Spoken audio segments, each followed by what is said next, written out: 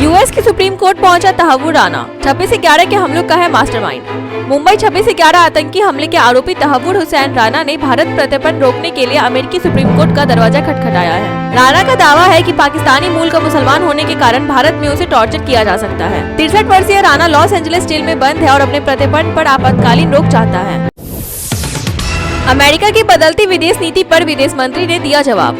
विदेश मंत्री एस जयशंकर ने कहा कि ट्रंप प्रशासन के तहत अमेरिका विदेश नीति में बदलाव पहले से अपेक्षित था और यह भारत के लिए आशाजनक है। लंदन में एक कार्यक्रम के दौरान उन्होंने कहा, मुझे लगता है कि अमेरिका में इस समय ऐसे राष्ट्रपति और प्रशासन को देख रहे हैं जो हमारी भाषा में कहे तो मल्टीपोलर दुनिया की तरफ धकेल रहे हैं। यह एक ऐसी चीज है जो भारत की वैश्विक नीति के अनुकूल है।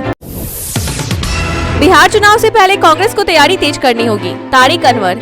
कांग्रेस नेता तारिक अनवर ने पार्टी को चेतावनी दी है कि बिहार चुनाव के लिए तुरंत तैयारी शुरू करनी होगी। उन्होंने कहा कि महाराष्ट्र, हरियाणा और दिल्ली में मिली हार से सीख लेकर कांग्रेस को आरजेडी के साथ गठबंधन की सभी अड़चनों को समय रहते दूर करना चाहिए। अक्टूबर-नवंबर में होने वाले चुनाव से पहले समन्वय बैठकें जल्द शुरू करने की जरूरत है।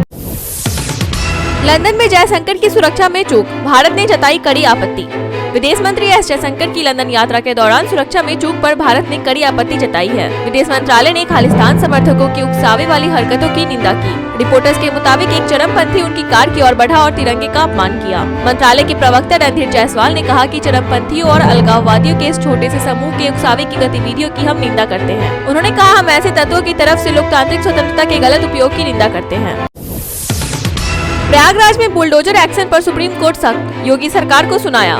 सुप्रीम कोर्ट ने प्रयागराज में कानूनी प्रक्रिया का पालन किए बिना लोगों के घर गिराए जाने के मामले पर संज्ञान लिया है। कोर्ट ने बुधवार को सुनवाई के दौरान उत्तर प्रदेश सरकार को जमकर फटकार लगाई और कहा है कि इस तरह की कार्रवाई बेहद गलत उदाहरण पेश करती है। पीठ ने घरों को तोड़े जाने को अत्याचारी कदम बताया है। कोर्ट ने यह भी कहा है कि सरकार को लोगों को मकान वापस बनाकर देना होगा।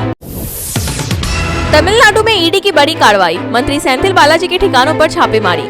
ईडी ने गुरुवार को तमिलनाडु के डीएमके नेता और मंत्री सेंथिल बालाजी के खिलाफ मनी लॉन्ड्रिंग के नए मामले में छापेमारी की। यह मामला टैस्मेक में कथित अनियमितताओं से जुड़ा है। सुबह 8 बजे से करूर सहित 10 स्थानों पर छापे जारी हैं, जिनमें बालाजी के सहयोगियों और सरकारी ठेकेदारों के ठिकाने भी शामिल हैं। छापेमारी सीआरपीएफ की सुरक्षा में की जा रही है। मंदिरों में सिर्फ भक्ति गीत ही बजने चाहिए, मद्रास हाईकोर्ट का फैसला।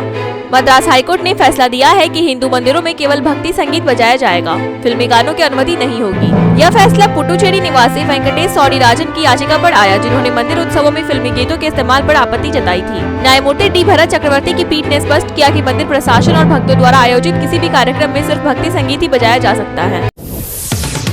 पूर्व भाजपा विधायक ने अपनी सरकार पर लगाए आरोप, मंत्री को देनी पड़ी घूस। गोवा के पूर्व बीजेपी विधायक पांडुरंग मत्काईकर ने राज्य सरकार पर भ्रष्टाचार का आरोप लगाया है। उन्होंने दावा किया है कि मंत्री ने 15 से 20 लाख रुपए की घूस लेकर उनकी फाइल प्रोसेस की। हालांकि उन्होंने मंत्री का नाम उजागर नहीं किया। मत्काईकर, जो मनोहर पारिकर सरकार में बिजली मंत्री रह चुके हैं, ने कहा कि राज्य के मंत्री सिर्फ पैसे गिनने में व्यस्त हैं और कोई काम नहीं हो रहा है। परिसीमन पर दक्षिण भारत में विरोध, तमिलनाडु में सर्वदलीय बैठक। लोकसभा सीटों के परिसीमन को लेकर उत्तर दक्षिण भारत की खाई गहरी होती जा रही है। तमिलनाडु में मुख्यमंत्री स्टालिन की अगुवाई में हुई सर्वदलीय बैठक में प्रस्ताव पारित किया गया कि अगले 30 वर्षों तक 1971 की जनगणना को ही आधार माना जाए। एआईडीएमके और कांग्रेस समेत 35 दलों ने बैठक में हिस्सा लिया, जबकि भाजपा ने बहिष्कार किया। स्टालिन ने दक्षिणी राज्यों के सांसदों की संयुक्त समिति बनाने का भी प्रस्ताव रखा, जो परिसीमन पर जागरूकता फैलाएगी। ट्रंप का बड़ा फैसला, भारत समेत कई देशों पर लगेगा जवाबी टैरिफ।